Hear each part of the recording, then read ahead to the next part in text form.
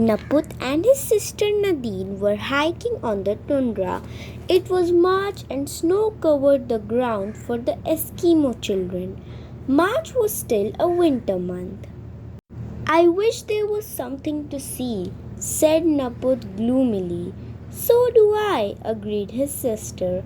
This hike isn't much fun. In the distance, smoke was billowing out of the chimneys of their village. A breeze was blowing, and the children snuggled deeper into their parkas for warmth. Father said there are Arctic foxes out here, muttered Naput. I see nothing of the snow dog. Maybe their fur is so white it is impossible to see them, said Nadine.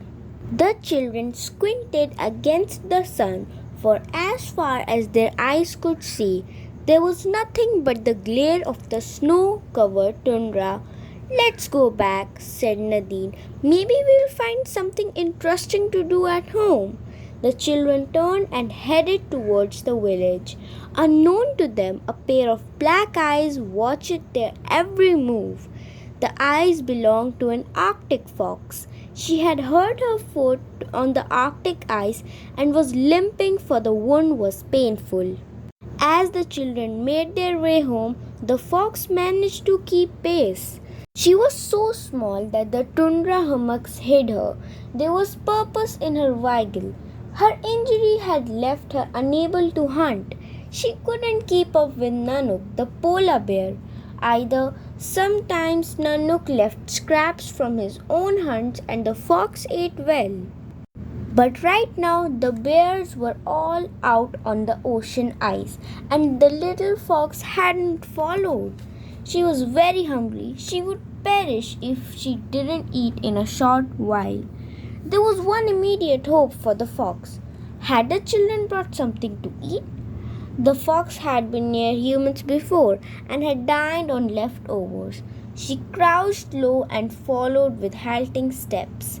Farther out on tundra was another animal. It was Kavik the wolverine. His fierce dark eyes glittered as they watched the fox.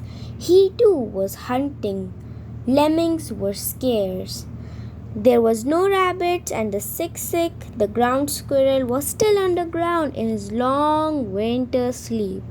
To Kavik, the fox looked good to eat. He saw that the snow dog was hurt. She would be quick and easy prey. Naput and Nadine ambled along. They studied the frozen snow and wondered why it made a crunching sound under their knuckles. They thought of exciting things to see on television. Naput remembered his favorite program would be on that evening. The day wouldn't be entirely lost. The children paused to rest. When they stopped, the fox also stopped. The only one who did not stop was the wolverine. He advanced craftily, his mind on one thing: catch the fox, catch his dinner. Belly close to the ground, the wolverine moved forward in his odd humping gait, and the distance shortened. Kavik paid little attention to the children.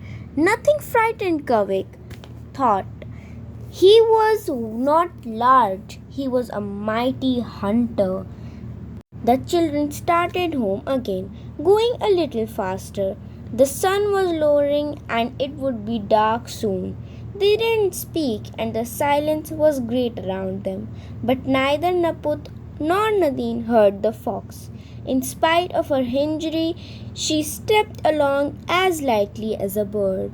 Suddenly, the snow dog stopped. She turned swiftly. The hair on her back raised just in time to meet the wolverine in a head-on clash. There followed a fierce battle. The wolverine gripped the fox by the tail.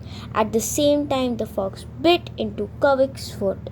Then began a fierce tug of war, and as the animals swayed, one fighting for his dinner and the other fighting for his life, they growled deeply.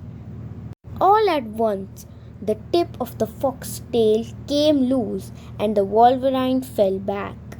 The fox scampered off a few yards. Her teeth were bared, her eyes bright and hurt and fair. Kavik gripped the piece of tail firmly in his jaws. Nothing in the world could have pried it loose. He studied the fox for several seconds, then turned away. The snow dog wasn't such an easy prey after all. It is possible he could have beaten the fox, but Kavik's paw throbbed where the fox's teeth had dug in, and the wolverine wanted no more of such treatment. He gave a last growl and then humped off across the tundra, holding the bit of white hair and skin in his mouth. The fox stood like a statue, eyes on her enemy. When she felt safe, she lay down to lick her wound. Her courage had saved her life, but she was still hungry, and starvation was still waiting. She would rest a while, then go into the village. Her nose told her food scraps were available. She would have to be careful because the village dogs were troublesome, but she had to try. It was her last chance for survival.